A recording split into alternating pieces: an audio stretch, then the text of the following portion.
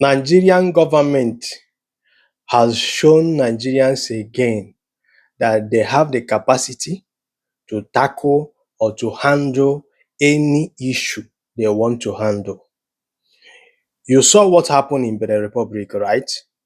The attempt coup in Benin Republic that that was not successful. Do you understand me? Now, do you know what happened?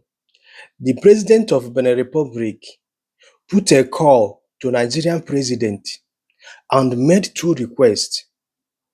Do you understand me? That they need help.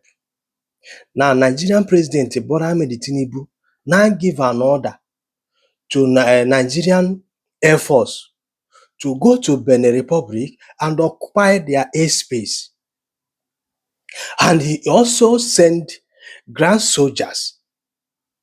Do you understand me? So, Nigeria occupy airspace and also occupy the land. And do you know what? Nigerian Air Force did a wonderful and marvelous job in Benin Republic. They strike without missing the target. I don't know if you get the point. They strike without missing the target. So they help Benin Republic to make sure that the coup was not successful. But come back to Nigeria where we day today. Why haven't our Air Force occupy Nigeria airspace to start neutralizing all the Boko Haram, all the ISWAP, all the bandits, all the kidnappers that are terrorizing Nigerians on daily basis?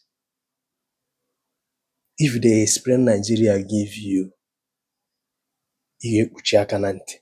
Akọwala gị Nigeria, that is ifechi aka na ntị gị. Ifo that ife a na-eme is all about interest.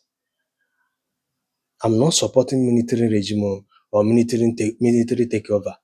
Do you understand me? Because once there is a military takeover, human rights will disappear. Do you understand me? You will not talk anyhow.